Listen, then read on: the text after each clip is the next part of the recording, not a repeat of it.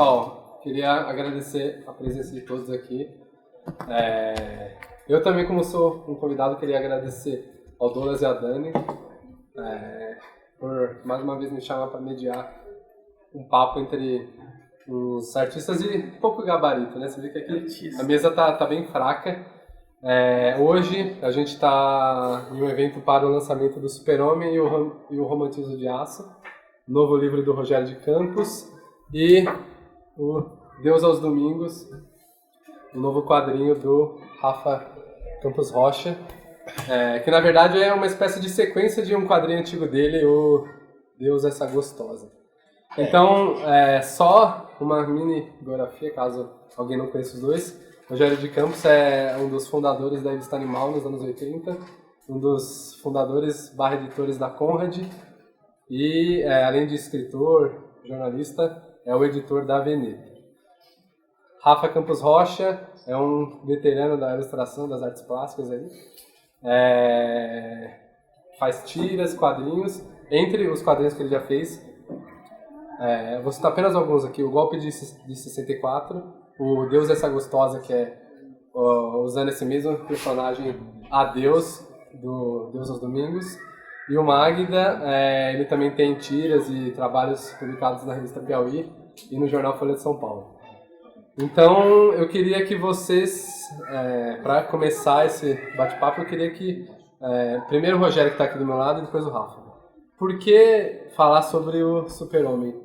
Em pleno 2018, além de, óbvio, ele fazer 80 anos este ano, qual a relevância que o personagem... A razão foi 80 anos porque eu achei que ia vender mais. Se fizesse nessas datas redondas, dão mais mídia, é a principal razão. Mas é o negócio da minha perplexidade com esse negócio de quantidade de marmanjo. Porque assim, eu tô trabalhando nesse negócio de quadrinho profissionalmente desde os anos 80. E tô acostumado a ver as pessoas... camiseta do Batman e tal, não sei o que, e é absolutamente normal. Compreendo e leio, vim dessa subcultura, participei dessa subcultura, tal, não sei o que. Mas, e compreendo o fã-clube, a existência do fã-clube, compreendo a existência da convenção, mas o que eu acho que me deixou curioso, que me fez começar a pensar um pouco, é esse negócio da dimensão que isso daqui tomou. Você vai no cinema, cara, tá, assim, nesse momento tá como se falar, tá um drama no cinema, porque os Vingadores e mais uma outra desse daqui tomaram todas as salas e não tem salas para passar outros filmes que não esses daí. Então, é um problema prático mesmo. Não, aumentou o número de salas de cinema e as salas estão passando o mesmo filme. É frequente você pegar nesses multiplex que tem 10 salas e 8 das salas estão passando o mesmo filme. O Homem-Aranha, o sei lá o quê. Então, assim, foi um tanto desse negócio que fez eu escrever. Posso fazer uma parte, caro colega? Por que as crianças não vão lá fora destruir tudo? Sobe lá, menina, vai lá brincar com os outros. A gente fica aqui enfiado aqui dentro. Fica ali na loja. A Leca tá lá, a Leca dá uma olhada lá. Fica naquela parte de fora da loja, da onde esse cara da outra vez. Tenta não dar uma cabeçada na lixeira. Já entendeu o recado. A Leca tá lá, né? Ela dá se ela não saiu fugindo. Foi pra Augusta, minha criança. Enfim. Isso, Eu acho que essa coisa é uma coisa que muito esquisita de um gênero tomar dessa maneira, sabe, dos quadrinhos, o negócio das livrarias, dos quadrinhos, as vendas de quadrinhos super-heróis despencam em títulos. A venda de um Super-Homem, por exemplo, hoje em dia, o Super-Homem chegou a vender, segundo a DC, 4 milhões de exemplares. Hoje em dia, a venda do Super-Homem nos Estados Unidos não chega a 50 mil exemplares. E isso daí está concentrado em adultos. O Super-Homem foi criado para meninos de 8 anos. Quem lê super-herói hoje em dia são adultos, homens adultos. É uma coisa muito esquisita isso daqui. Então, assim, o livro não vai chegar a nenhuma conclusão a respeito disso daqui. É uma sequência de perguntas a respeito deste assunto, enfim. E aí, eu vou ficar aqui, aproveitar enquanto você está calado. Vamos ver, porque depois você sabe, né? Por começar... Tem uma coisa que eu acho que liga nesse negócio dos anos 80. Nos anos 80, teve uma mudança muito grande para quem trabalhava como profissional nos quadrinhos, mas foi muito visível. Até então, a diferença de grana recebida por desenhistas top e os desenhistas da baixa, ali, dos não tão populares nos gibis, eram muito parecidas, não era tão grande. O cara ganhava 3 vezes mais. Um artista do top, dos gibis, dos comic books americanos, e um artista da base. Nos anos 80 aconteceu uma coisa parecida com o que aconteceu no rock, na New Wave. Na New Wave foi uma coisa muito bacana aqui no punk rock, que você assistia o show, você ia pro palco, pro plateia, ficava conversando com as bandas que iam subir, você tinha uma relação. De repente acontece aquela coisa de estádio. Live Aid, U2, sabe? Desculpa, mas sabe, aquela coisa gigante de bandeiras e tal, e aquela coisa superstar e tal, não sei o que. Aconteceu isso daí nos quadrinhos. Apareceu aquela coisa de Rob Liefeld, Todd McFarlane e tal, e um negócio de uma grana. Os caras começaram a ganhar uma grana gigante, assim, sabe? Começou a ter um negócio e a camada intermediária desapareceu do negócio. Nem à toa que foi o momento que a indústria americana descobriu os brasileiros, a mão de obra brasileira, porque eles começaram a procurar no mundo artistas baratos, que fizessem um bom trabalho, competente e barato. Eu acho que tem um negócio que é muito parecido, eu acho que é um momento chave da entrada do capitalismo dentro dos quadrinhos, sabe? Uma nova dimensão da entrada do capitalismo dentro dos quadrinhos. Os quadrinhos passam a ser um campo de batalha do capitalismo, sabe? De alguma maneira. E eu não tenho muito claro isso daqui. Eu estou falando de coisas que eu estou aqui ainda estou pensando. É bom, eu fazendo esse livro eu fiquei pensando naquela palavra ensaio, como é perfeito, sabe? Que é um ensaio ainda para fazer alguma coisa. Você não tem uma ideia clara do que está acontecendo. E eu acho que tudo virou um campo de batalha e alguns artistas passam a ser muito subversivos porque eles não fazem parte disso. O capitalismo avança de tal maneira, essa mentalidade avança de tal maneira que ela é tão totalitária que quem não faz parte disso passa a ser contra isso, ser visto, entendido como contra isso. Então eu acho que eu como editor fico publicando coisas muito variadas porque eu realmente acredito que cada um desses artistas significa uma subversão no sistema, porque se deixar é essa indústria dominando tudo. E acho que alguns artistas tratam essa indústria dos quadrinhos com indiferença, e essa indiferença tem uma subversão carregada, sabe? Tem uns caras que fazem seus quadrinhos, sabe? O Quintanilha faz seus quadrinhos indiferente à Marvel de si. Ele faz seus quadrinhos como se a Marvel de si não existisse. E isso eu acho uma coisa muito interessante. O Petreca, vários autores, o Wagner William, sei lá, vários autores fazendo seus trabalhos como se não existisse Marvel de si. E eu acho isso daqui muito interessante. Mas acho que tem alguns autores que... Outra coisa, que eles agem contra isso. Eles, como falar, dialogar não é bem a palavra, eles apedrejam isso, eles atacam esse negócio, eles estão falando dos super-heróis. Seu trabalho é como falar, uma reflexão sobre isso. E acho que Deus, do Rafa, é talvez um ponto culminante desse negócio, porque ele questiona os tipos de personagens, de herói. Ele faz um quadrinho como de super-herói, muito entre aspas, não como uma paródia simplesmente, como já aconteceram várias coisas ótimas de paródias de super-heróis. Ele faz isso como dissecando o personagem de super-herói, dissecando tudo aquilo lá, mostrando as vísceras de tudo que do que está por trás daquilo lá, sabe? Escolher uma mulher negra, que é assim, a grande coisa que deixa esses reacionários nervosos, né? Assim, a transformação de personagens em mulheres, sabe? A protagonismo de negros e mulheres, sabe? Cara, vai, mas não é tão simples, não é?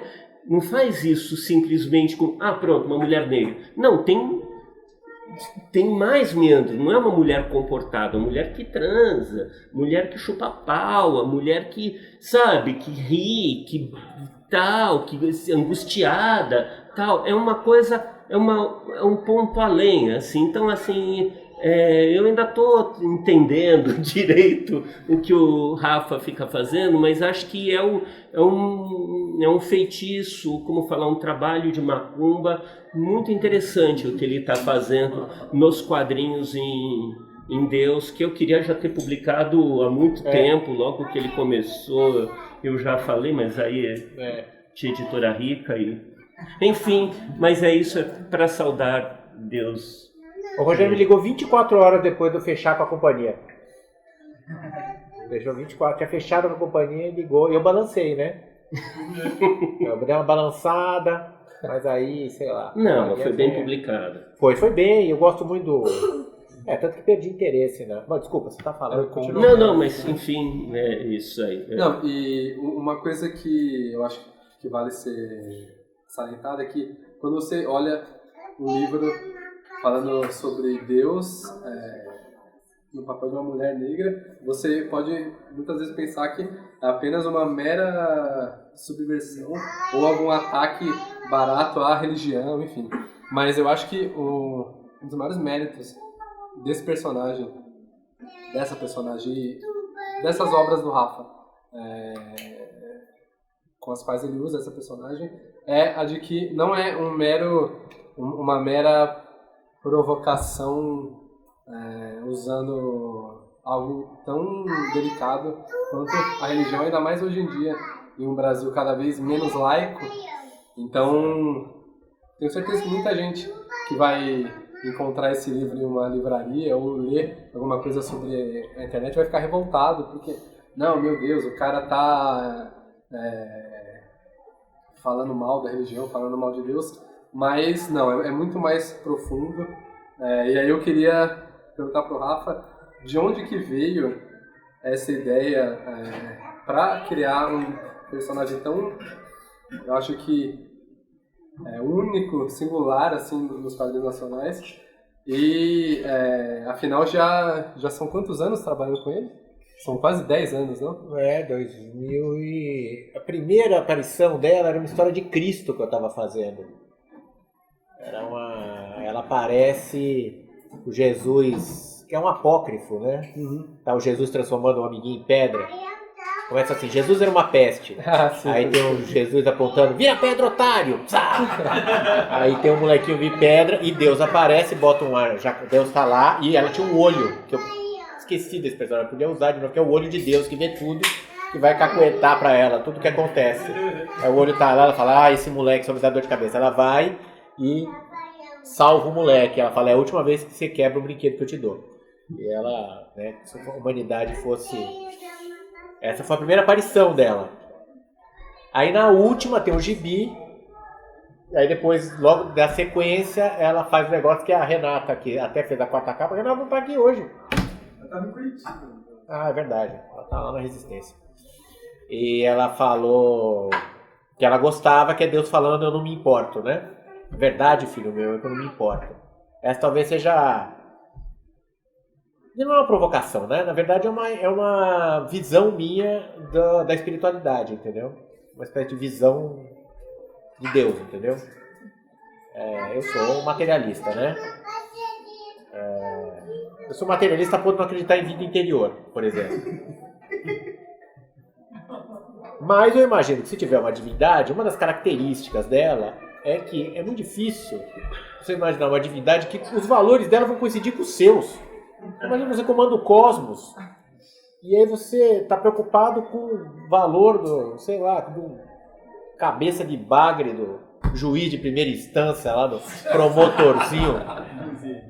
Queima, né? Sabe?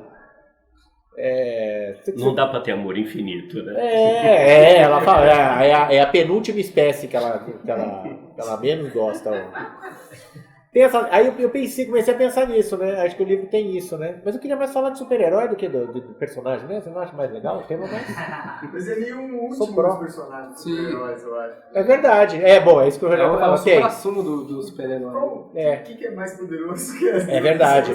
Né? Porque ela pode inverter, né? E nessa você viu que você não sabe o que ela pode fazer, porque tem uma que ela entra num combate corporal, né? É o que mais me irrita no negócio do super-herói. Eu gosto.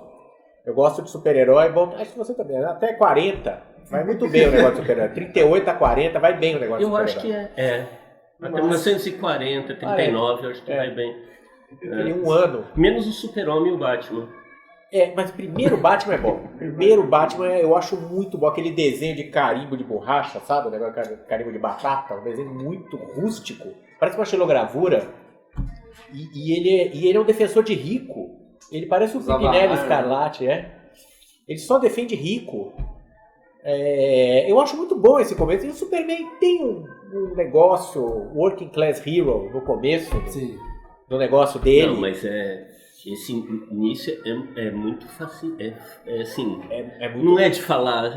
Eu sei que os caras já estão me enchendo o saco por causa disso. Mas não é de falar que o personagem é fascista. Mas, cara, a primeira história o cara, ele pega, tem uns burgueses, tem uma crítica burguês.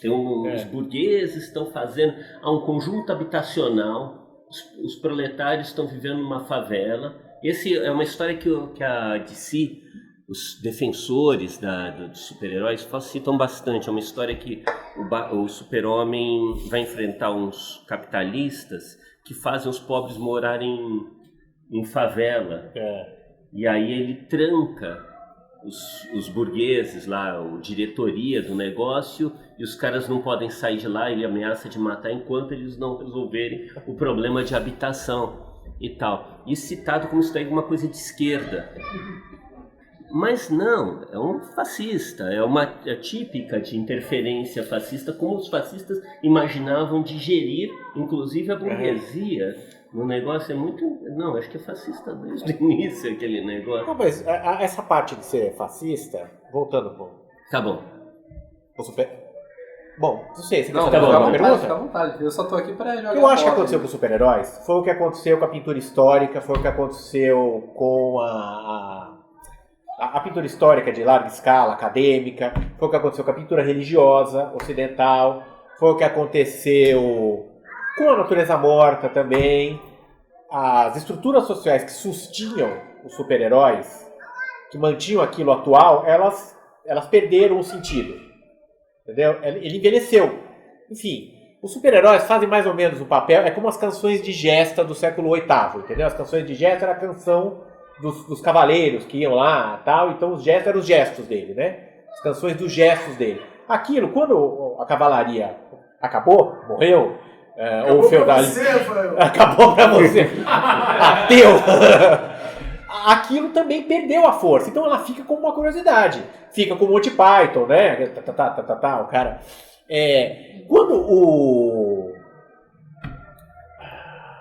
Quando o Cervantes faz já tinha acabado. O Don Quixote já tinha acabado. Na verdade, Ele já tinha acabado quando começou. Desculpa. Sim. Porque assim, caiu a base e tem aquele impulso que continua produzindo depois de ter... Você continua. No imaginário continua, né? Em geral, o tempo histórico ele é fragmentado, ele não é uniforme, né? Sim. Então ele tem esse negócio.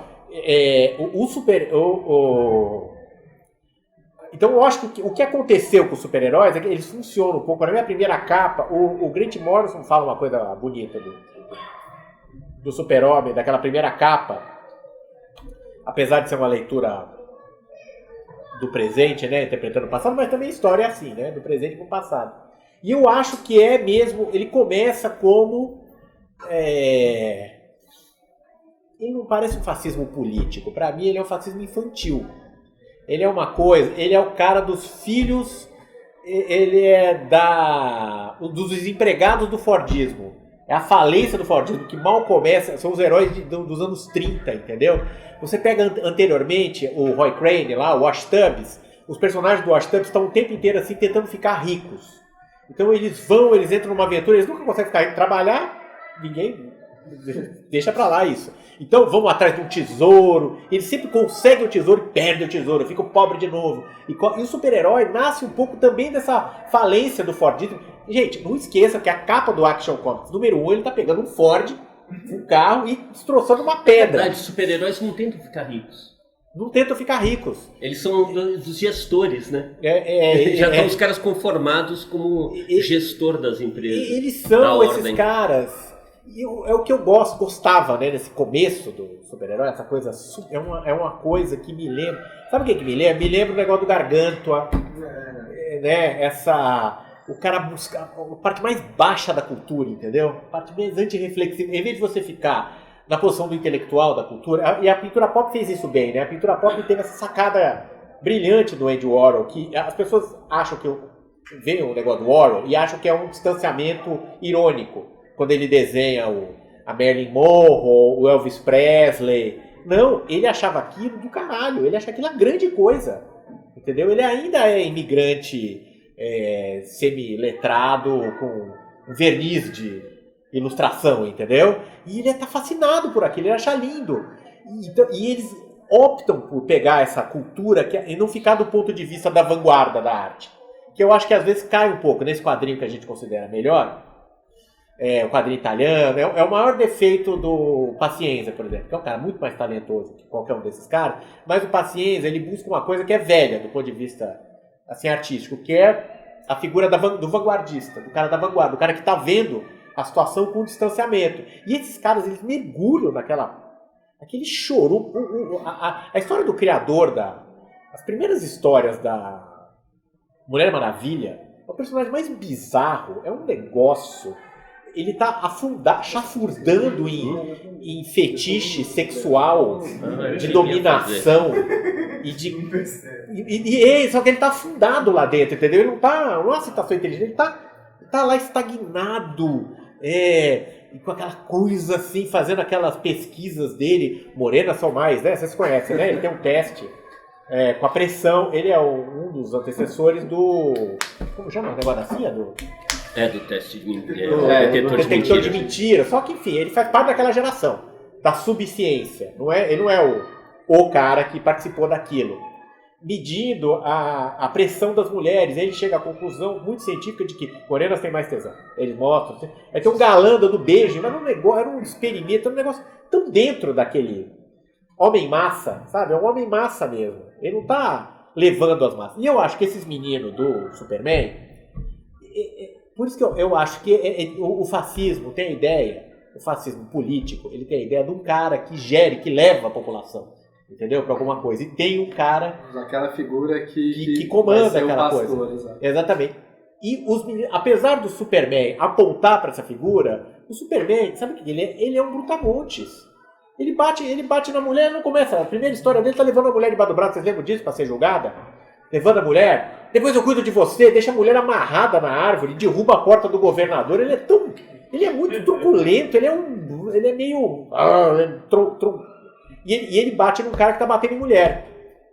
Também na primeira história. Não, a primeira história é uma loucura, né? A primeira história do Superman, você fica alucinado com aquela... É um negócio, ele resolve 10 pequenos problemas caseiros. E eu não sei se ele parece um grande líder fascista. Sabe o que ele parece? Ele parece aquele cara fortão do bairro, que resolve as coisas, que não chega a pensar numa liderança, uma coisa nacional. Porque a grande coisa que Mas ele é um alienígena, né, Rafa? E ele é um alienígena. Além de tudo, é imigrante. Imigrante. É o polaco fortão. Bate nas pessoas, entendeu? Cuidado com aquele polaco lá, que ele não sabe conversar, aquele cara. Ele vem com esse sorriso e eu acho que ele tem essa... Eu vejo esse negócio E a dele. acusação do super-homem ser fascista tem uma falha. Primeira que é um personagem fictício, né? Tá acusando um personagem fictício de alguma coisa assim. Pelo amor de Deus, gente. Não, tenho dúvidas mesmo a respeito disso. Não, e isso, gente. Pega o nosso amigo lá, do Livro da Selva, Kipling. O Kipling, né? Que o Alexandre até chamou a atenção numa tradução, falar para o uso racional da chibata, né? Então levar o iluminismo, inclusive, para o castigo corporal do Tirar os jovens da fronteira do império. Gente... E Kipling era muito vivo nesse momento, né, da criação dessas coisas. E é um passo, ou seja, o que é o Kipling? Kipling é um cara que está dentro não adianta, a gente quer ver, por exemplo, o Conrad como um cara que não está dentro ele é um anti-imperialista. Ele não é um anti-imperialista, o Conrad. Ele não é, ele está dentro do esquema do imperialismo. Ele é um funcionário, ele é um funcionário do imperialismo. Não, mas... Ele é funcionário do imperialismo. Mas ele tem complexidades aí, ele expressa... Porque todo mundo... Ele carrega muito ali, ele deixa muito claro que aquilo está apodrecendo e tudo. O bom artista, o trabalho do artista é melhor que o artista. Sim. O bom artista, o trabalho é melhor, transcende o cara. O Cellini. O Cellini, coitado. O Cellini era um burro feito uma porta, entendeu? Burro politicamente, mas né? talvez seja um maior romancista. É um cara brilhante, tá vendo? Rafa, eu não entendi, mas daí o Super-Homem é o quê? Ele é a canção de gesta ou ele já é o Don Quixote? Não, ele é canção de gesta total, não. Não tem autocrítica nenhuma. Não tem nenhuma. Essa canção de gesta desses polacos pós-fordismo, é isso? Polacos decadência do Fordismo, não é a minha. Eu acho em um herói. 38, entendeu? Ele pega um Ford, a capa. Aqueles caras que estão correndo apavorados, eles não são gangsters. Você não vê. Eles não têm arma na mão, eles só são os caras apavorados. Adulto, eles estão com roupa de adulto. E o Superman tá vestido de idiota, uma capa, uma roupa de circo, que é uma roupa de circo, né? E jogando carro, coisas de adulto, eu quero fazer coisas de adulto, quebra tudo. Roupa de Aqualoco, né? Aqualoco, trapezista, né? Aquela capa, trapezista usada, homem forte do circo. Então acho que é mais isso. Colan, né? Coisa, puta, sei lá, quem que pode? Só criança vai achar másculo aquilo. Então, por isso também eu acho que tem um problema de tempo, né, nisso daqui. Uma coisa é fazer a crítica dos super-heróis da década de 40, e foi um período relativamente curto. O auge dos super-heróis durou entre 38 e 42. Essa é a era de ouro dos super-heróis. É nesse momento que vende, é onde é criado o Super-Homem, Batman, Capitão América, Mulher Maravilha, Shazam, Flash, Shazam. Exatamente. Então, é nesse período que acontece tudo. Depois disso daqui, a venda de super-heróis despenca. Assim, começa já no meio da guerra, a venda de super-heróis começa a despencar. Tem números desse negócio, poucos números que tem, por causa do governo americano. Que o governo americano comprava gibis para mandar para o exército, para as forças armadas, tal, não sei o que. O Orwell fica falando que ficou chocado de ver que os soldados americanos só liam gibi. Ele ficou... Mas... Então tem esse momento. Depois tem um segundo momento que eles chamam da Era de Prata, dos quadrinhos, que começa no final dos anos 50, dura até meados dos anos 70, mas as vendas já não são aquilo lá mais. Já não é mais assim. A Marvel tem uma coisa que é muito engraçada. Existe uma ideia que a Marvel marcou os anos 60, que a Marvel fez. A Marvel nunca entrou entre os 10, assim, sabe?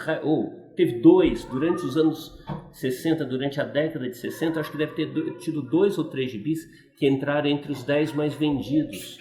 Foi Thor e pouca outra coisa que entrou em algum ano ali, assim, sabe? Enfim. E agora esse momento, a coisa que mais eles me continuam deixa... não vendendo. Oi? E a Marvel continua não vendendo, apesar dos filmes. Ela vende mais do que... O que acontece com os gibis de super-heróis é que assim, as vendas individuais são menores. Cada gibi vende menos, mas o que a indústria faz? Ela lança vários títulos, vários livros. Então, assim, a Panini no Brasil lança alguma coisa como 60, 50, 60 títulos por mês. É coisa pra cacete, assim, sabe? De um gênero. É um negócio, então assim, e é isso que acontece lá, assim. Teve uma discussão no último San Diego Comic Con, que é a grande convenção de quadrinhos, por causa disso daqui, as próprias comic shops falam que não tem como receber todo aquele material. Tudo aquilo que os caras ficam lançando. E o que as comic shops acabam fazendo? O que os pontos de venda acabam fazendo? Eles ficam cortando o que eles acham que não vai vender, para absorver todo aquele material, eles ficam cortando o que eles acham que não vai vender. E o que eles cortam? Os quadrinhos alternativos. Os quadrinhos primeiro das pequenas editoras, dos independentes, quadrinhos autorais, e vão cortando no pé aquilo lá. Então, essa invasão... Só uma coisa, as editoras grandes, tipo a Marvel e a DC, os números de vendas que eles divulgam essas editoras grandes como a Marvel e a DC, os números de venda que eles divulgam são a quantidade de gibis que eles mandam para a Comic Shop. Agora, se isso vai ser vendido, se isso chega ao leitor, ninguém sabe. Tem ideia exatamente do mercado americano. Ou seja, do que esses vende. Números eles não são porque tem a venda corretos para você pegar e fazer uma análise detalhada. É muito difícil, porque tem uma venda nos Estados Unidos que é as comic shops, as especializadas. Existe lá uma cacetada de livrarias especializadas. Existe a venda nas livrarias, propriamente. Existe a venda nos pontos, nas lojas de conveniência e tal. Existe a venda direta, pelo correio, blá blá blá. Esses números que ficam se discutindo nos Estados Unidos, esses anos todos, ninguém consegue juntar. Eu me lembro que eu estava uma vez em San Diego e teve um debate a respeito do que estava vendendo de graphic novel.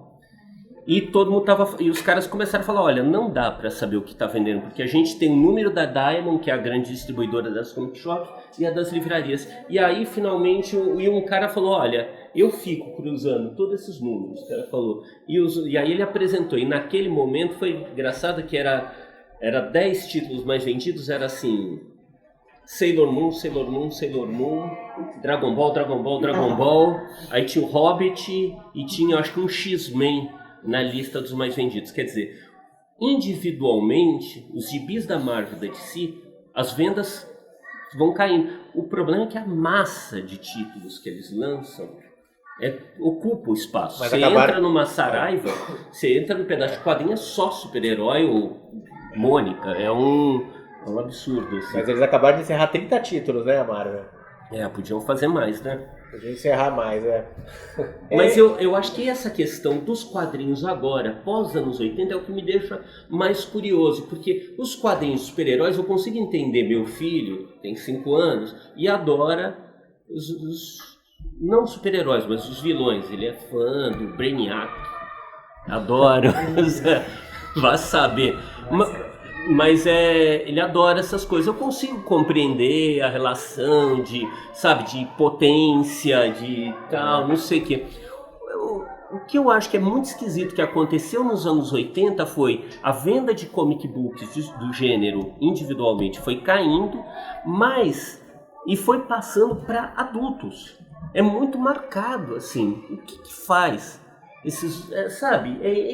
Não dá pra gente usar, me parece, a mesma análise para os super-heróis da década de 40, usar para agora, porque é uma situação muito diferente, é um público muito diferente.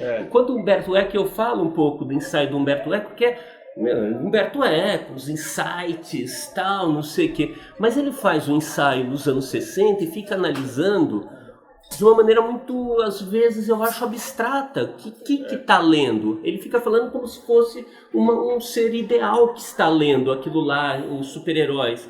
E, concretamente, estava sendo lido por moleques. Então, você usar termos como fascismo, mitologia, tudo, para uma literatura de crianças, eu não sei, eu não entendo nada de...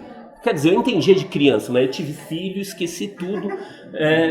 Eu entendo, sabe? Assim, eu não sei exatamente, mas me parece que não é exatamente correto, sabe? As crianças são os ditadorzinhos, mas você não vai usar a teoria do fascismo para analisar as crianças, sabe? E do mesmo jeito, as leituras delas, eu acho que tem uma... outra complexidade, não é que é menos complexo, mas é outra complexidade.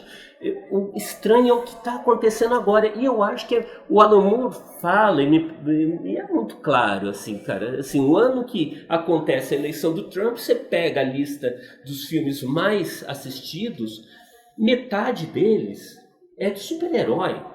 É de super-herói diretamente. Não, se você contar dos personagens que são super-heróicos, Sabe, tipo, sei lá, o Exterminador do Futuro, tal, não sei o que existe, né, assim, Robocop e tal, não sei o que. Essa lista então amplia ainda mais, mas 6 eram baseados em histórias, é muito, sabe, tem uma coisa ali, pode não ser nada, mas chama a atenção esse negócio que está acontecendo. Então, assim, eu não sei quanto da situação, o quanto que os super-heróis, os gibis de super-herói, e esse negócio é um reflexo do autoritarismo crescente a partir dos anos 80. E não sei, que aí é outra coisa, que assim, quanto que essa literatura não foi educando esses meninos todos para entrar no MBL, sabe? Sabe, quanto que não foi essa coisa americanófila, essa coisa, sabe, um certo rancor, ressentimento que estava ali. Quanto que isso daqui não gerou isso, sabe? Quanto que... Desculpa, mas... Acho que é por isso que eles falam, desculpa, eles ferram com games, né, DC Comics, que na época bombava, nos anos 50. Super-herói estavam vendendo mega super Sim, sim. Coisas baseadas em contos de terror até no velho, né? Literatura era muito bem trabalhada, os textos eram uma coisa mais pesada, mais real, mais assim, assustadora, né? E aí eu acho que é isso, né? Família que não fala de super-herói, é infantilização mesmo, né? Jovens adultos. Para quem não sabe, nos anos 50 teve esse momento que houve uma onda, na onda do macartismo no cinema, existia uma onda nos quadrinhos, de acusar os quadrinhos de provocar a delinquência juvenil e tal. A Igreja Católica já tinha uma campanha muito forte contra os quadrinhos, em particular contra os super-heróis. E aí Mas é voltado mesmo, desculpe de novo, é revoltado mesmo que os quadrinhos de si, até então não se falava muito disso. Eles ficam preocupados com alto índice de vendaço, devem ficar para ter toda aquela perseguição ao gays, como vendia muito mais, como o quadrinho de fato já estava querendo ter guerra, tudo a vida nossa, era um pouco mais real do que o Super-Homem, Batman. O Comics Code não surge, a onda de censura precede muito o surgimento da DC Comics e os gibis de terror. A onda de censura nos quadrinhos, a onda de censura, a campanha de padres e pastores contra os quadrinhos em geral, já vem do final do século XIX. Eles odeiam aquilo lá, eles odeiam a presença dos cadernos dominicais de quadrinhos, porque aquilo lá está disputando espaço com as missas, eles odeiam tal. Quando surgem os comic books, eles ficam mais possessos, ficam muito nervosos, e com o Super-Homem mesmo. A Igreja Católica e o Super-Homem, eles... é uma guerra. O negócio da AC Comics, a AC Comics é uma editora que publica quadrinhos de terror, de ficção científica, de humor. A revista Mad surge...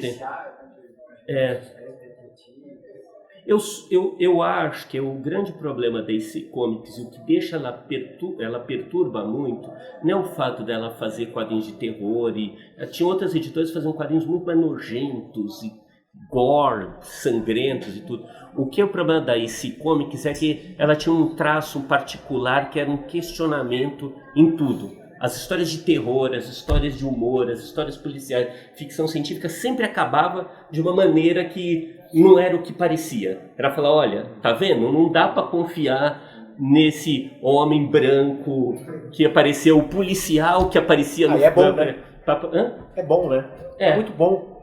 É muito mais qualidade. A EC tinha uma puta qualidade, os caras não tinham mais aquela qualidade. Eles não ganharam, fizeram agora também, né?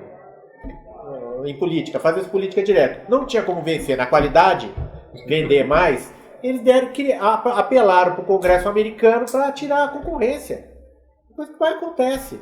O negócio que aconteceu com o super-herói é que ficou muito ruim as histórias. As histórias são ruins. As histórias são bobas. Aquela coisa, de vez em quando eu compro. Faço um esforço, vou lá, compro o negócio. E eu compro uns contemporâneos. Cara, tudo tem pós-produção. Eles pegam os desenhos, às vezes, eles reeditaram o Moebius, né? Agora, o Incal. Sim. E aí eles sombrearam tudo, assim, deixaram tudo castanho, tudo acadêmico, sabe? E aí as pessoas têm um negócio com profundidade, o personagem tem que ser profundo, tem que ser psicologia. E desde quando o personagem ser profundo é garantia de qualidade? sabe? Posso fazer uma pergunta? Por favor. É que eu estava pensando aqui, o seu livro é Super-Homem, o Romantismo de Aço, né? O seu é Deus aos Domingos, né? Podemos falar sobre os subtítulos, livro ou títulos, né? Porque Deus aos Domingos, por exemplo, descansou, né? Não teria... E o romantismo de aço é o romantismo do século XIX, que você vai atrás do... Então, eu não me explico, né? Assim, Eu não li ainda o livro, né? O Goebbels fala em romantismo de aço. Ele fala do romantismo sem angústia. Ele usa esse termo, sabe? Chegou a hora de um romantismo das máquinas, da tecnologia, da ousadia, do gesto, tal. Exatamente, mas sem angústia, sem aquela coisa do romantismo, da crise, do autoquestionamento, da autocrítica, do despido disso daqui. É esse romantismo que o nazismo representaria, sabe? E o stalinismo, né? Bom, não falei nada em respeito a você. Tem um romance stalinista, eu não consigo lembrar do nome do romance.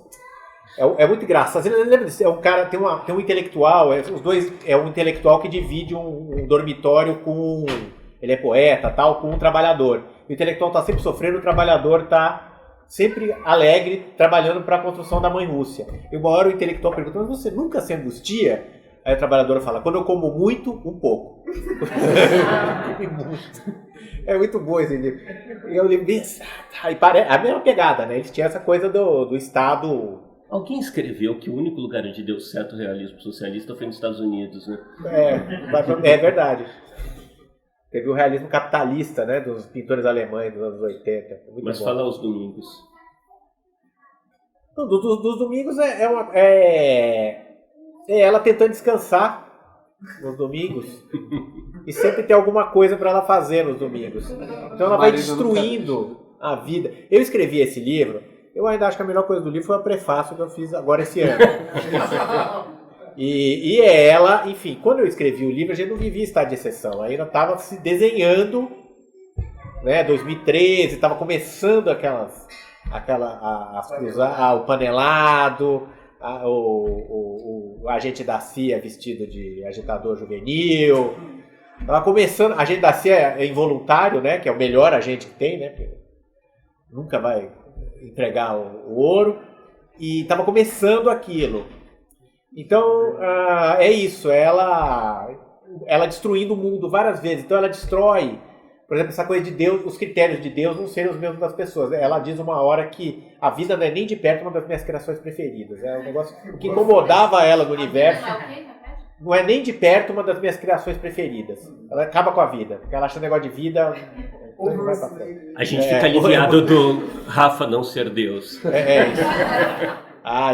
Eu seria um ditador, um belo ditador, viu? Enfim, mas é um livro, como tudo que eu faço, a principal era isso, a ideia de domingo, né, ser sagrado, e transformar o domingo num palco de violência, assim, de pegar as pessoas que eu não gosto e agredir elas, assim, como eu não posso. Eu tenho muito parecido essa coisa dos meninos que faziam super-herói, entendeu? Sou um cara, assim, pequeno, pobre e não tão esperto. Então eu desenho matando as pessoas, morrendo cruelmente as pessoas que eu acho que deveriam morrer daquele jeito. E aí, eu recebo essa acusação o tempo inteiro. Eu noto a intolerância nos seus gibis. Cala a boca, arrombado, escreva lá. Vou te bloquear, arrombado. Colo pornografia na página dos adversários, pessoas que falam mal do meu negócio, eu pego pornografia. Você vai até lá? Eu vou até lá, a página do cara, e colo pornografia, assim, nos comentários. Porque aí ele não vai... E teve até um cara do MBL, inclusive, eu desci. Não, essa coisa tá ligada a quadrinho e MBL, um desses bosta, tipo, sei lá. Um desses caras que se esmurra por causa de um filme de super-herói, sabe? Mas o que acontece quando você coloca pornografia nos comentários? Porque aparece a pornografia. A menininha e o cavalo. E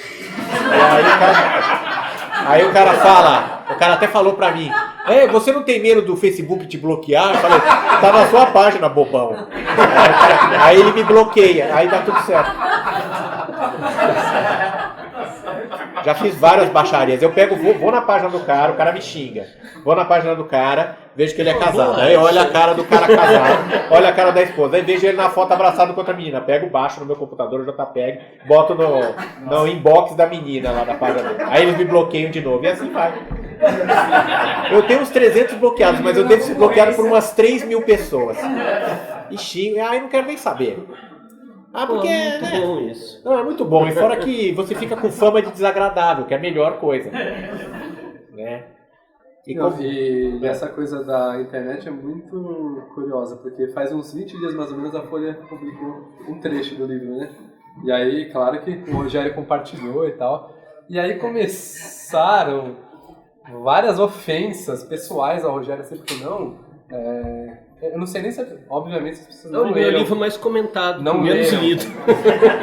Esse pedaço do livro, porque se elas tivessem lido, iam entender. Não, a Folha cortou com várias coisas lá. Assim, e aí, de igreja, as pessoas, eu acho que viram, Superman é fascista. E aí, acho que esse lado infantil primal deve ter, né, entrado em ebulição. E aí começaram a ofender o Rogério de uma forma absurda.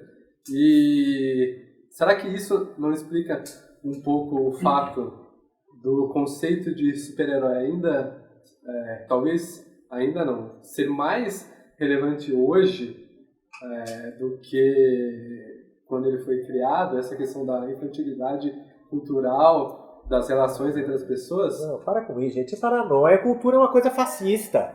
A cultura em si, a cultura popular, o que é? O reconhecimento que tem o outro. O outro não é você.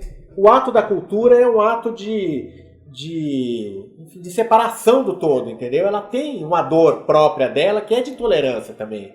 Ela é a coisa mais dialética, não é assim. Tem, cara, o negócio é quadrinho de super-herói tá muito ruim. Ficou muito ruim. Eu gosto dos filmes. Os filmes são muito melhores. Pra mim, a explicação das baixas vendas e os japoneses venderem mais é porque você vai ver os animes e ver o mangá.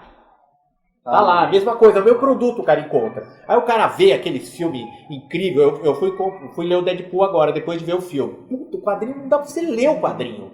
Não dá pra você ler, tudo tem reflexo, o cara desenha, e tudo, a página estoura, pô, o cara não conta, sabe? Aqueles desenhistas péssimos. Sempre foi cafona. Desenho, os capistas de quadrinho, tem um que todo mundo gosta, aquele que faz as capas do Hellblazer.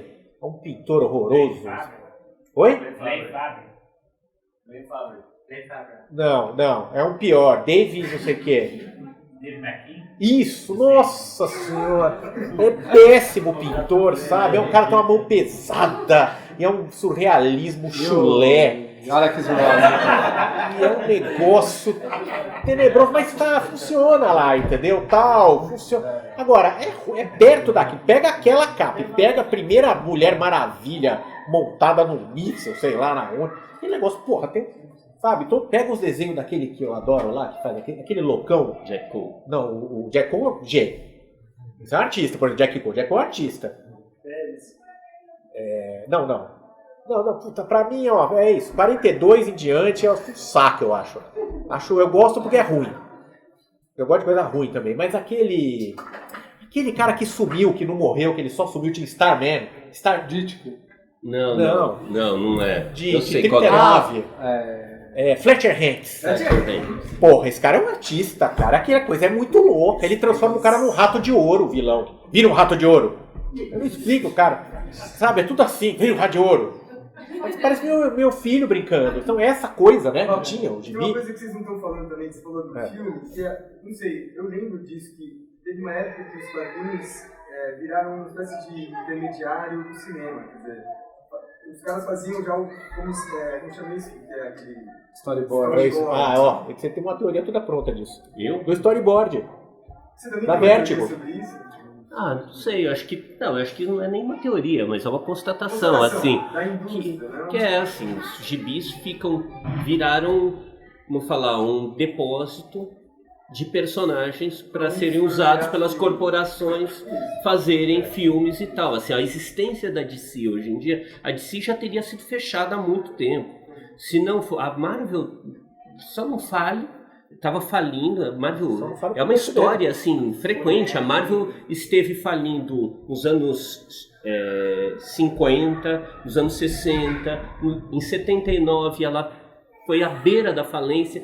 Aí eles publicaram o gibi do Star Wars, salvou ela, mas ela esteve à venda e falindo. Ela foi vendida para o Maxwell, que foi aquele cara que caiu do barco no Mediterrâneo, uma morte misteriosa e voltou. Assim, ela tem sido uma história completamente... a cada 5 anos a Marvel estava na beira da falência, até agora que a Disney comprou ela.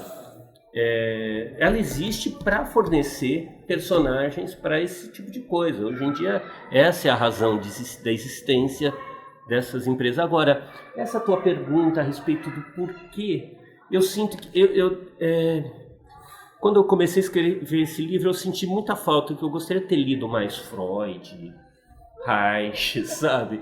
Que eu acho que talvez tenha uma maneira de entender o que está acontecendo. Eu acho que alguém com ferramentas melhores do que eu tenho deveria se jogar nessa história para entender um pouco o que está acontecendo com esse povo, sabe? Porque tem, obviamente, uma coisa sexual ali, assim, sabe, de travado e tal, que está levando a essa situação, assim. Eu não sei mesmo. Por isso que o livro é fininho, porque é só pergunta, sabe? Eu não tenho explicação, eu não entendi ainda o que está acontecendo nesse negócio. O Rafa sabe mais do que eu. Claro. Só questionando o que vocês comentaram, né? Eu acho que eu tenho um pleno acordo em relação a questão da esse termo mídia, né? A mídia cinema hoje é mais interessante que a mídia quadrinha explicar os heróis, né? Mais ou menos o que vocês estão falando, cada personagem vira um ativo e a indústria lá, Hollywood, não vai arriscar, né? Vai pegar o que está razoavelmente consolidado. A outra questão, assim, isso é uma coisa que vem muito à tona, né?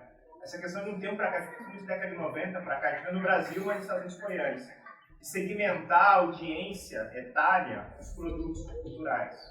E é uma coisa meio boboca, né? Que é muito diferente a cultura jovem da década de 60 e 70, que era um negócio que incomodava o status quo, e depois essa cultura meio pasteurizada. A gente vê hoje essa demanda que tem no Brasil, né? Tipo, a falência política de leitura do Brasil. Mas um monte de livros estão precisando de boboca, que vende um monte, porque o colégio obriga as crianças a comprar, e depois o adulto para de ler, né? Vai para a faculdade só lê um livro técnico, e aí quando vai retomar a leitura com livro de fantasia, desculpa, livros idiotas, né? Então, eu acho que isso tem um pouco a ver, assim, hoje em dia que estavam comentando. Super-heróis é um certo manancial de referência, sei lá, ética, moral comportamental, política, para esses reacionários que vocês comentaram, assim. O negócio do conflito do bem e do mal, que é resolver as coisas na força, tem uma pessoa que tem que ser o melhor de todos, não... Ele acha ou não?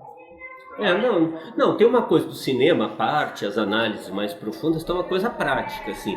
Virou uma coisa, muita grana envolvida, é muito dinheiro envolvido naquilo lá. Os caras têm que fazer sucesso. Antigamente, um filme podia ser lançado e ser descoberto no boca a boca depois de 2 semanas do lançamento, aí o filme existir. Hoje em dia, se o filme não tiver um bom primeiro final de semana, ele já é cortado. E os cinemas, com esses upgrades de tecnologia que eles têm, né, o digital, não sei o quê, os cinemas estão o tempo todo, as empresas endividadas tendo que pagar essas novas tecnologias das salas de cinema.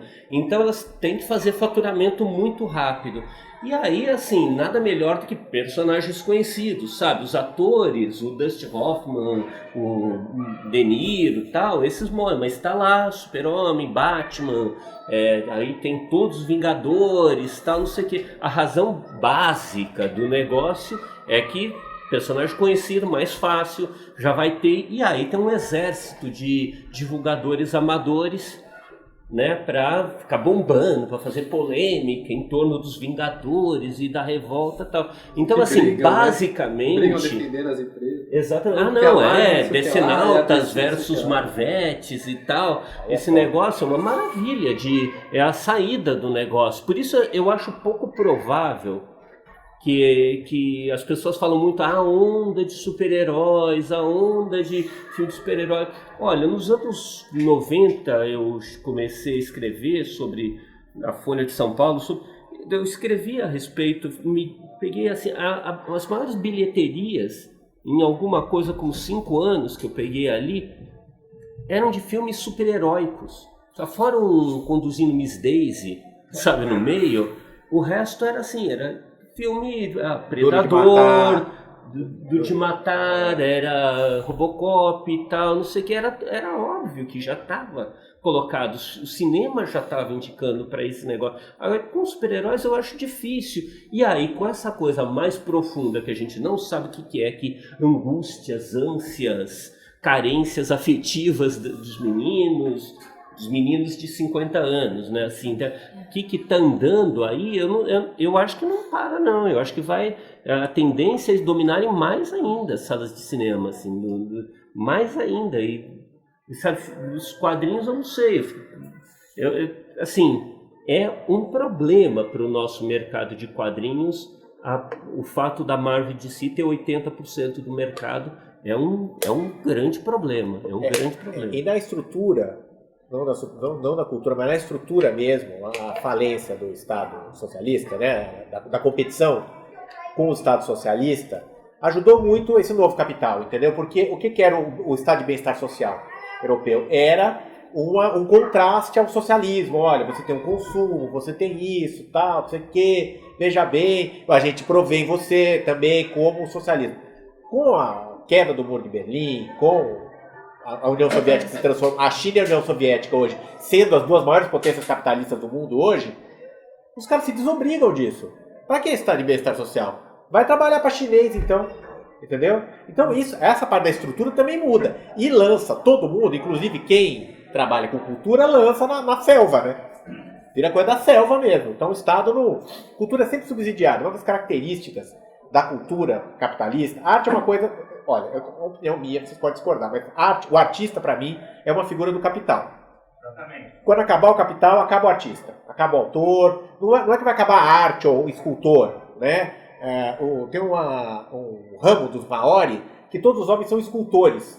As mulheres pintam, os homens esculpem. É como aprender a ler, escrever e tal. Então não tem escultor naquela... Não é Maori, é um negócio da Polinésia. Enfim, mas Trotsky fala alguma coisa que vai diluir. Exatamente. Não vão ser vários Mozart, vão ser vários Goethe. Deixa de ter o artista. O artista é a figura burguesa do talento, a individualidade do capitalismo. Eu acho que isso faz parte do capital. O capital também vai acabar. Hoje não parece, né?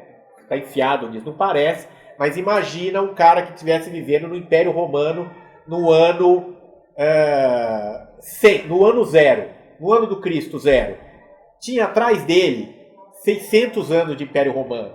Teve mais 400.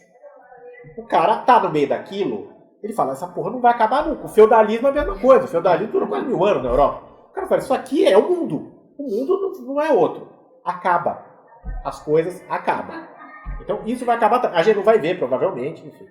A gente talvez não veja nunca mais eleição, né? Que ele tá chegando, mas enfim, capital menos ainda. Ele se transforma. Eles fazem querer crer de que é imutável. Eu acho que eles têm o negócio de super-herói tem essa coisa, eu acho que vai acabar a gibi de super-herói, porque eles têm essa diferença com o negócio japonês, que faz tempo que eles estão apoiando os japoneses, né? Eu sempre me chamou a atenção disso primeiro, faz muito tempo que eles estão apoiando os japoneses. Porque o produto então você tem o game que é igual o gibi, que tem a mesma qualidade do gibi, que tem a mesma qualidade do anime, que é legal que nem a camiseta, e depois você compra o bonequinho, o action lá da menininha, peito forte, isso aqui é tudo meio a mesma, tá lá aquele universo. Você pega aqueles filmes, aquela coisa voadora e tal, e depois você vai ler aquele gibi e tal, o gibi tenta emular essa coisa do cinema, né, do gibi. Aperta na página, a trilha sonora, tudo papel jornal, carrega. Vocês já notaram como os gibis eles ficam tudo borrado. Sério, os gibis contemporâneos, superiores, tudo borrado, fica tudo marrom, acinzentado. Tanta coisa que eles jogam dentro, borra, empastela, que nem a pintura de Cavalcante. Era outro que pintava mal, quase tão mal quanto o Dave McQueen. Bota muita coisa, mano. vou fazer várias coisas, vou falar. A gente vai fazer o próximo lançamento, vai ser o livro das ofensas. Não, essas coisas novas. E aí o personagem profundo. Porra, o cara tá vestido cueca, cara. E é profundo. Sabe? Quem que pode querer profundidade? Eu acho que é cagada que a DC faz com os filmes. A DC faz o Batman. Mas é meio que um metal, né? Assim, O aquele metal, vocal de isso, metal, que vocal tem aquela de metal, angústia. lógico. Faz parte dessa cultura. Sabe? O cara fica... Que é o tem a ver com romantismo, metal. a herança, que é o livro os livros de fantasia. Mas é um drama quadradinho, encaixadinho. É academia, é acadêmico. É acadêmico. Academia do século XIX. Academia, profundidade, valor e história. Fazer uma coisa pra ficar pra história. Nenhum artista informado faz uma coisa pra ficar pra história. Então tem que ser muito burro, ou desinformado, ou muito burro. Entendeu? Ninguém faz pra ficar pra história. Que ideia é essa, louca? Fazer uma coisa profunda, porque eu vou reencarnar daqui a 200 anos e vou ver meu trabalho lá. Só foi isso. E como diz o Thiago, né? Se os budistas estiverem certo, você esquece. Então, neca. Sei lá, eu acho que eu sou pró o primeiro Homem de Ferro. Eu acho um negócio anti-fordista, desesperado. Acho que tem uma puta qualidade as primeiras histórias dos super-heróis. E depois vira uma merda, é uma merda até hoje. E os filmes eu gosto, porque elas têm aquela primeira qualidade, eles são bem bobos os filmes. Eles são fascistas mesmo, mas não é mais fascista que o John Ford era. Não é mais, sabe? Não é mais imperialista do que era Jane Austen. Jane Austen, com toda aquela interioridade. Aí então sempre as mulheres histéricas, num condomínio gigante, aí aparece o pai. Sempre aparece uma figura paterna que vem da colônia, que ele estava açoitando o escravo. Aí chega, as mulheres deixam de ficar histérica. E aí tudo de novo, a metrópole pacificada. Aí ele volta lá para bater indiano e escravo. Jane Austen é tão imperialista quanto qualquer outro. É só que uns são melhores que outros. Eu sei que a maior alegria minha de terminar de escrever esse livro foi que eu passei um tempo que eu fui assistir filmes de super-heróis, ler gibis de super-heróis recentes, e foi muito bom, que eu não vou precisar fazer mais. Você leu coisa recente? Ah, claro, para saber se era tão ruim quanto eu me lembrava que era, sabe? Não, era pior, tá pior mesmo. Tá muito pior. Muito Gente, eles são insuportáveis os gibis. Não dá pra vender aquilo. É por isso que não vende também. Gente, é uma bobeira. Nossa senhora. Oi. Qual foi a última coisa boa de super-herói assim, que você se lembra? Assim? Histórias mesmo. Essa história. Kate Giffen. O que é Kate Giffen? Fazer Liga da Justiça nos anos 80, era engraçado. Então, eu acho que eu não lembro disso. Porra, tem as coisas do desenho animado do... mas é desenho animado, tá vendo? O Jovens Titãs, Lego cara. é muito bom. O Lego é muito bom. O Lego é muito bom. Pô, Dredd? Não, mas Dredd é diferente. É que Dredd é outra coisa, né? Dredd Dredd é irônico, uma né? paródia de super-herói, que os paródia. americanos não entenderam lufas daquilo e fizeram. Mas é uma paródia, é uma brincadeira em cima do Clint Eastwood e de. É um Moro, né, na época. É um Moro e tal, né? O Dredd eu adoro esse personagem, porque eu gosto do Conan, por exemplo, acho um bom personagem, Conan burrão. Ele é muito burro, né? Ele A não tem Marvel uma... comprou aí agora. vai comprar, vai fazer um... Mas a Marvel, ela faz bem isso, cara. Eu gosto do filme, porque ela mantém aquele super-herói. O Thor, ele chega a ser até meio vesguinho algumas horas, assim, que o Thor pensa que... E aí qualquer coisa ele dá uma martelada e bate nas pessoas, porque ele não consegue... E o Dredd tem essa coisa que eu adoro. Porque o lugar comum do herói é ele burla a lei pra fazer justiça, né? Não é assim que os heróis fazem? Wolverine, esses caras assim, não, a lei é lenta, eu vou lá, vou matar todo mundo, Charles Bronson, né? E o Dredd não, ele é muito obtuso, então ele só segue a lei. E ele não se importa com a justiça. Tem várias histórias que o cara que salva ele vai preso, porque era ilegal salvar ele naquele momento, você prende o cara. Bom, e tem uma que ele vai dar uma dura no Coelhinho da Páscoa. O Coelhinho da Páscoa, Papai Noel invade, invasão, prende o Papai Noel por invasão a domicílio. Eu acho muito bom o Dredd, né? E o Conan eu também acho bom, acho brega. O Conan não é tão bom quanto o Dredd, assim, porque é... Mas, sei lá. Mas o Conan é significativo, né? O Conan foi criado por um cara que morava com a mãe, até velho, tal, não sei o que virgem... E que gostava de ficar tirando fotos com umas espadonas. E... sabe? Por Kron, né? É muita frescura, né? E quando a mãe morreu, ele se matou. Se matou, coitado. Esse é o cara do Conan, sabe, com todo respeito, mas é um... Mas todo respeito a quem mora com a mãe, todo respeito, né, assim, mas é muito curioso essa figura, né, assim, eu acho que o Howard merecia também sei lá, o lacaniano, sei lá o que, o Reich, esse é um ponto importante. Nisso daí. Por exemplo, os filmes agora, tem um filme que eu adorei, que é o Thor Ragnarok. Os fãs detestaram, né? Fã de quadrinho detestou. Eu adorei. Você viu também? Adorei, cara. E ele dá muita pala, o Thor, né? Ele conhece uma Valkyria, fala que queria ser Valkyria. Depois ele, peraí. Ele dá várias palas. A cena do martelo, dele falando, eu tinha um martelo, eu voava com aquele martelo, ele me fazia voar. O cara fala, o martelo te fazia voar. Você subia no martelo? Não. E aí fica aquela cara, é muito engraçado. Aí coitado, porque uma coisa legal o super-herói, isso é importante, o super-herói dá uma educação homossexual importante pro moleque hétero, sabe? Que é um ele negócio apaziguar aquilo lá, não, né? É um negócio, você lida com a sua própria homossexualidade com um cara, eu achava, o Adam Warlock era meu herói predileto, que é um cara dourado com uma ametista na testa. Eu achava a coisa mais hombre que tinha era o Adam Warlock. E o Adam Warlock... Manoar. E o Adam Warlock, ele sofria. É uma coisa de...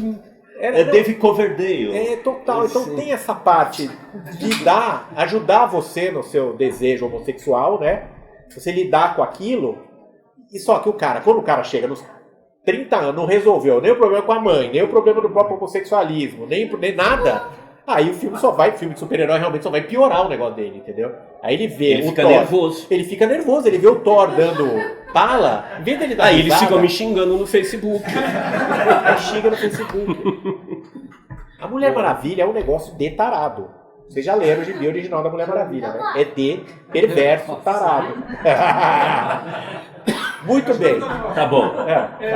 Quando eu cresci lendo gibi e tal, assim, eu não sei, eu não acompanho mais hoje. Eu não sei esse trabalho que vocês fizeram de ler, que os caras estão fazendo hoje. O que eu sei de herói hoje é de filmes, essas coisas de Marvel que tá passando aí. Mas na minha época parecia uma coisa mais variada, porque a gente lia muito quadrinho underground, acho que o Banana tinha tiragem de 500 mil exemplares por mês, Animal, Circo e tal. E tinha super-herói, eu lia muito super-herói também, lia Marvel, DC pra caralho, assim. E aí mesmo na Marvel DC tinha ao lado do Batman, aquela coisa meio Batman, né? E mesmo assim tinha uma coisa meio de conflito, assim, também existencial ali. E tinha aquela coisa, lia muito de Giffen, né? Aquela zoeira pura. Alan Moore, que era uma coisa de desconstrução de heróis, sempre uma coisa mais assim, meio voltada pra si mesmo. E depois parece que voltou a ser uma coisa puramente meio no metal, meio heróico e sem muito dinamismo, assim, né? meio linear. E aí, eu queria saber isso. Se hoje não existe mais isso, assim, tipo, tudo essa coisa meio dada, meio moral, binária, como é que tá isso hoje? E se, sei lá, de repente isso pode ser algo que esteja informando a molecada nesse sentido, reiterando essas coisas que o Rogério está falando no livro. Matheus, tem uma coisa que você fala aí que é bem interessante, assim, que as livrarias nunca teve uma variedade que nem vocês veem aqui na UGA, assim, sabe? Esse espaço, nos anos 80, a gente ia ficar maluco com uma coisa, essa quantidade de coisa, variedade. Agora, as bancas...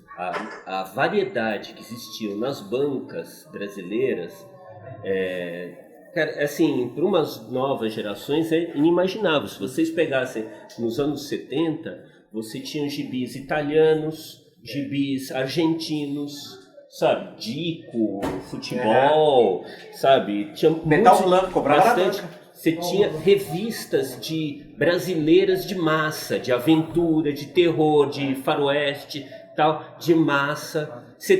Eu estava esses tempos conversando com um pesquisador da Paraíba e ele está juntando um monte de material de quadrinhos dos anos do início do século 1910, 1920 no Brasil. Cara, a quantidade de quadrinhos que as crianças tinham, a variedade de quadrinhos que as crianças tinham na época é um absurdo. Hoje em dia as crianças têm Maurício de Souza e Disney para ler, sabe? Assim, não tem, assim, é uma coisa impressionante, assim, de os quadrinhos brasileiros, os quadrinhos não industriais foram varridos da banca.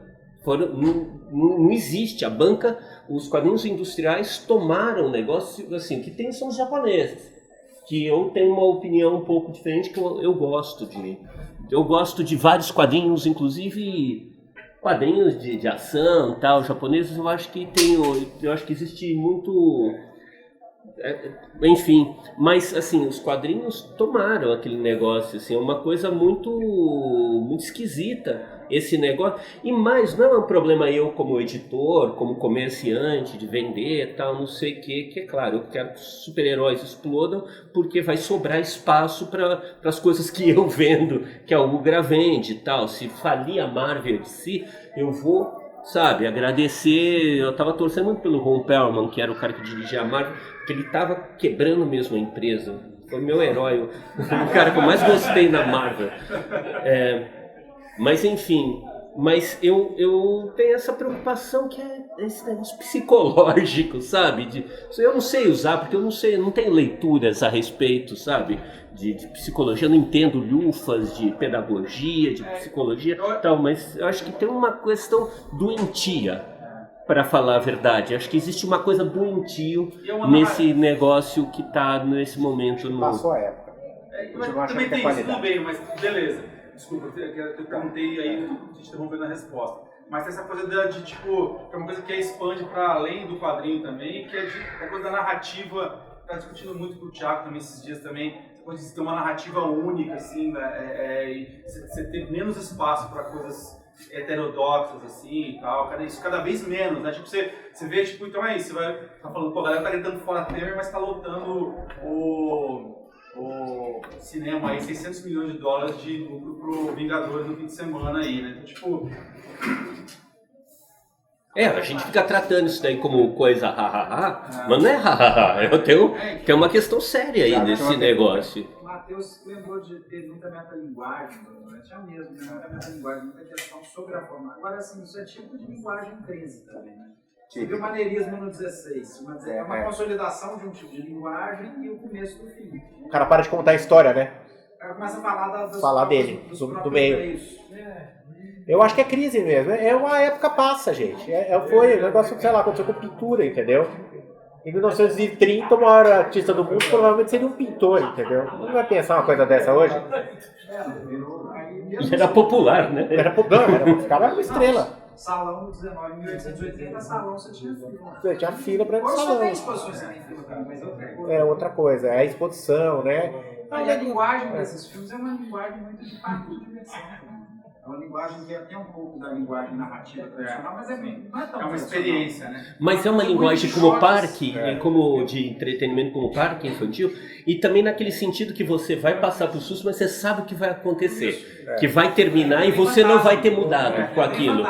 Aquilo não vai mudar a tua vida, aquela montanha-russa. É susto e risada.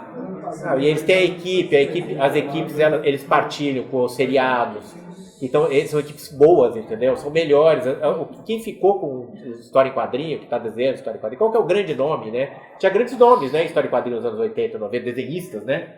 Comprava para ver o desenhista. São os mesmos ainda, né? Não aparece uma estrela, entendeu? O negócio, eu lembro quando eu vi o Frank Miller, a primeira vez, o gibi dele, 80 e pouco, 80, né? 82, sabe? Dá uma diferença, entendeu? Já é uma coisa, diferença acadêmica, né? Pequenos tratamento dele, parecia um rascunho, dava discussão, falava, pô, mas o que ele faz parece um rascunho. Agora dilui, né? E o cara não vai arriscar isso, entendeu? Também porque então, você não vai pagar pro cara fazer isso, mas você não vai mudar a sua tiragem. Agora, filme compensa. Filme compensa se arriscar. Você compensa lançar o Deadpool. Gasta 50 milhões, faz quase 1 bilhão. Compensa arriscar. Pode dar merda, mas pode fazer 1 bilhão. As editoras ainda insistem no gibi, sendo que o dinheiro está em outras áreas.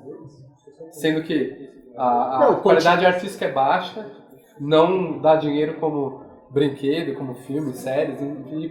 Então por que 80 anos do gênero de super-heróis ainda está aí firme e forte, ao contrário do faroeste no cinema, por exemplo, que a partir dos anos 50 morreu. Eventualmente se faz um faroeste que faz sucesso, mas como gênero não existe.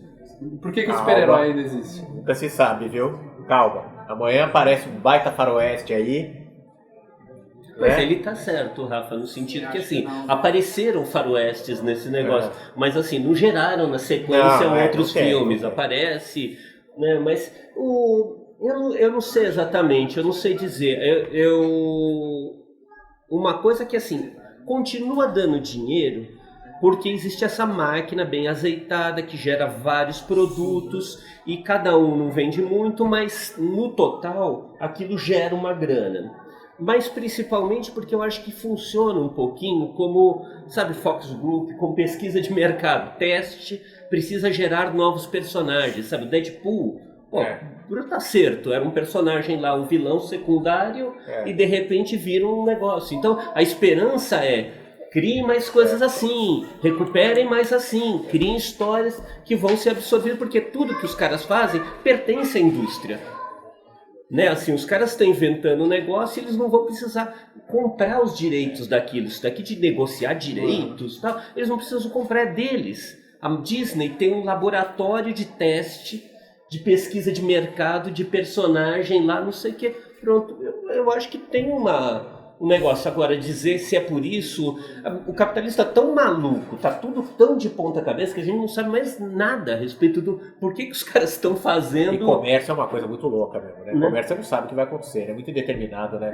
No fundo é o fundo de investimento, né? Vender um aplique para o fundo de investimento e os caras estão fazendo por causa disso, sabe? Hoje em dia virou tão surreal o negócio que eu acho que ninguém tem noção do porquê está fazendo o que está fazendo dentro desse negócio. Vamos falar uma coisa do meio, um pouco também, assim, que acho que você está falando isso, que acabou, né? Aquela coisa que acabou o meio. Tipo, hoje o que parece que ao mesmo tempo que os meios multiplicaram muito, mas também as coisas, o meio que faz dinheiro se limitou demais. Assim. Então, tipo, por exemplo, você vai pegar um Deus, algum artista contemporâneo, né? Você tem lá hoje. Você coloca no site da Red Bull, ou você lança suas coisas, você tem a Folha, tipo, diminuiu o espaço, e aí o que tem que dar dinheiro mesmo é cinema, aí o cinemão, IMAX, 3D, a porra toda, ou então, tipo, sei lá, o Netflix, eu nem sei se dá dinheiro mesmo, porque tem um problema de modelo de negócio também dos caras aí, que alguns deles já encontram algumas dificuldades, e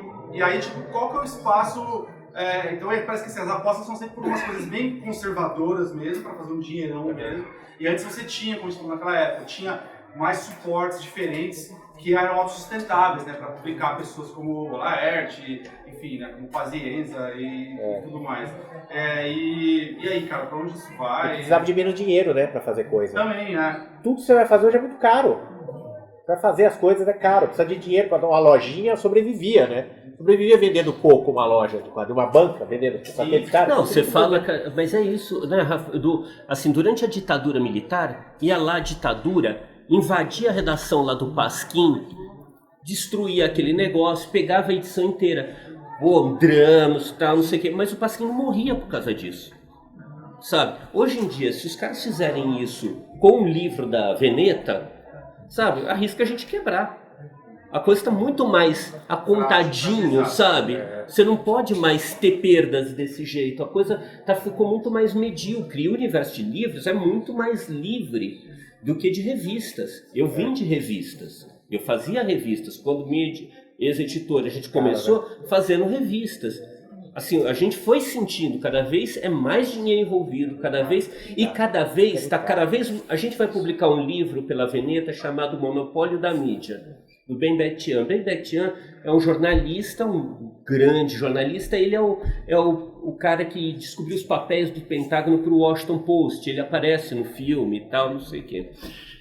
E depois do filme, daquela cena do The Post, o filme do Spielberg, aquela porcaria de filme, ele pegou e resolveu virar repórter de novo, deixou de ser editor e depois ele foi escrever esse livro, que é um livro sobre jornalismo e sobre as empresas de comunicação. E a primeira edição do livro foi em 83. E ele revelou com números uma coisa que as pessoas falavam, mas achavam que era conspiração, que 50 empresas nos Estados Unidos dominavam assim 90% das comunicações nos Estados Unidos. Eram 50 empresas que dominavam jornal, revista, tal, não sei o que. Tinha um grupo que dominava o jornal, um grupo que tal, não sei o que e tal. Na época causou uma grande polêmica o livro, as pessoas falaram que ele era alarmista, tal, não sei o que. Quando ele fez a edição de 97, o negócio tinha passado para 29 empresas.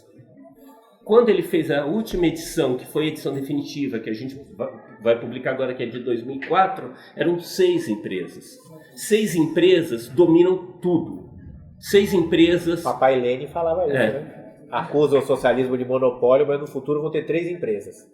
E isso significa o quê? Que menos empresas e menos produtos. Muda a embalagem. Os gibis estão cada vez... Isso que é chato, os gibis estão muito parecidos uns com os outros. Dá uma casquinha diferente. As coisas são casquinha. Dá uma embalagem para vender. O tênis é o mesmo.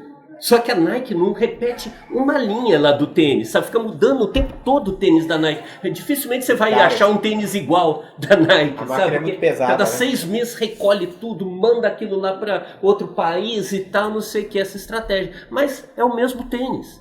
Não existe avanço naquele negócio. E é isso que está acontecendo cada vez mais. Existe, sei lá, deve ter 3 gibis de super-heróis no momento existindo, sabe? 3 matrizes. Então